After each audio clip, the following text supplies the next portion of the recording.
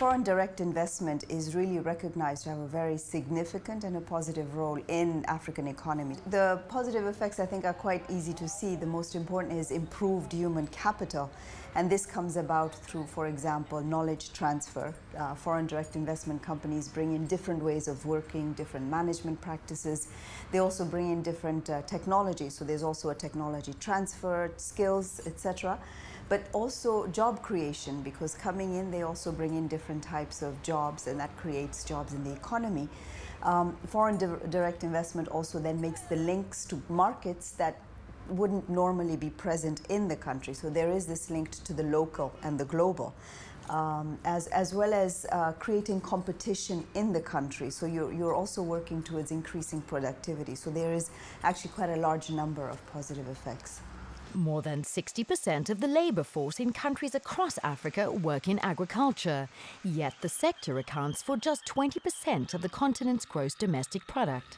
We're here in Zambia to see how agrofinance solutions can help small, medium and commercial farmers to secure the inputs they need for growing and multiplying their crops. We'll also learn how in the long run these solutions can increase agricultural gross product and help to enhance food security on a national level.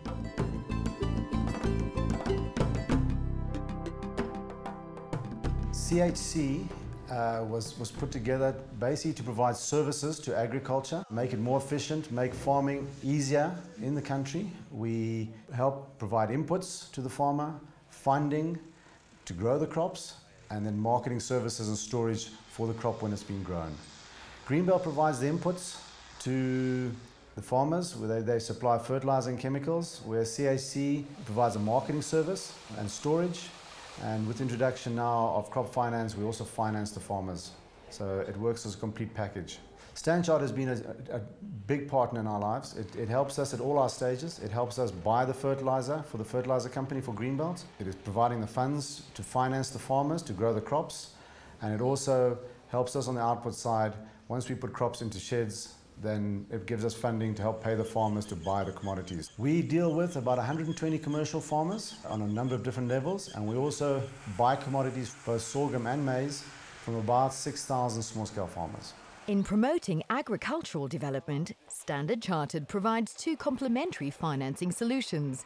One is the Finance Against Warehouse Receipts program, which facilitates the procurement of barley, maize, wheat or soybeans from Zambian farmers. CHC is a key client of this Standard Chartered program. The organization purchases commodities from the farmers and deposits them into a warehouse, overseen by a qualified collateral manager.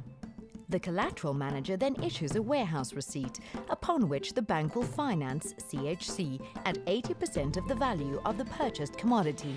The other is the Input Finance Program, which provides farmers with pre-finance to buy the crop inputs necessary for cultivation.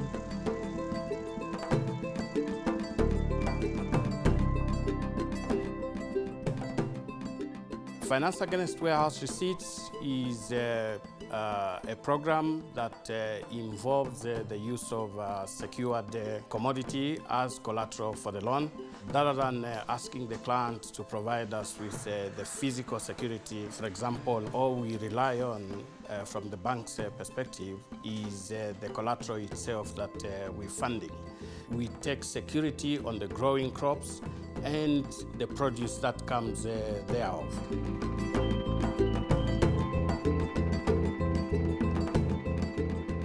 We put our commodities, the crop outputs, under warehouse receipt in our sheds, and it helps two sectors. It helps the processors, it helps them buy their crop when the harvest is and when the prices are lower, and then draw down throughout the year and pay for it as they need it. So the processors don't have to fund the entire crop as it comes off. And for the farmers who don't want to sell their crop, again, prices are a bit low at harvest.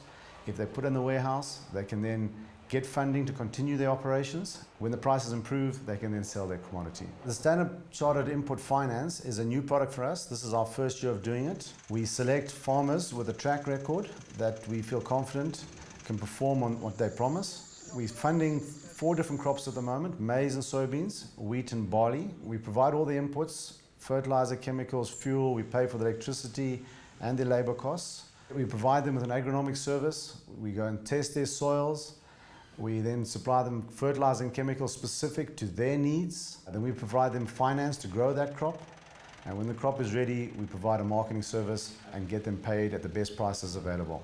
This hopefully increases the farmer's ability to grow more crops, so it makes Zambia produce more. This year we've done about 20 farmers to the value of about $5 million. We're hoping that this business will grow over the next 3 years to about a $30 million business.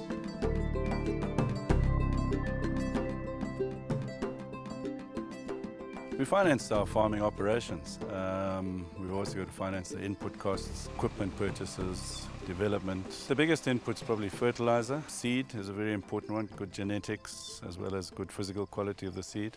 Diesel is a big thing, equipment and labor.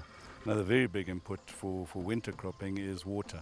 The value provided to CHC is that, because the commodity is stored in the warehouses, we sort of help CHC to provide the just-in-time supply to their clients.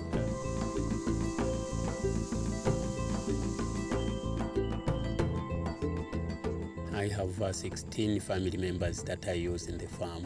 And my farm is about 200 hectares. The money that I receive from my crop, I use it in developing my land. I want to sink a borehole so that the water problem comes to an end. I need water for my cattle during dry season to walk long distances. I'm able to pay my workers at the right time because of getting paid early. And I use the same money to take my children to school. And I am able to run my business very smoothly.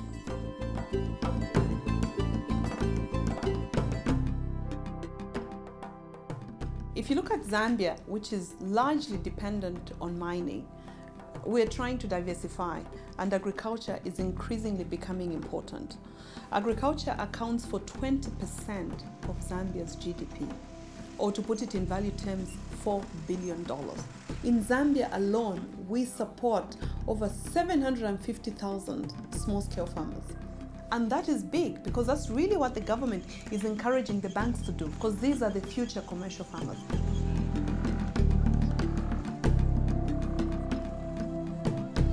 We believe that we're making farming far more profitable through our small scale and commercial. The government doesn't need to subsidize agriculture as much as it does. It made Zambia a net exporter in all the major food products, which has brought the cost of food in the country down. It also, by encouraging exports, it is increasing the foreign exchange income to the country. So on a number of levels, I think we're definitely making a big impact on the economy.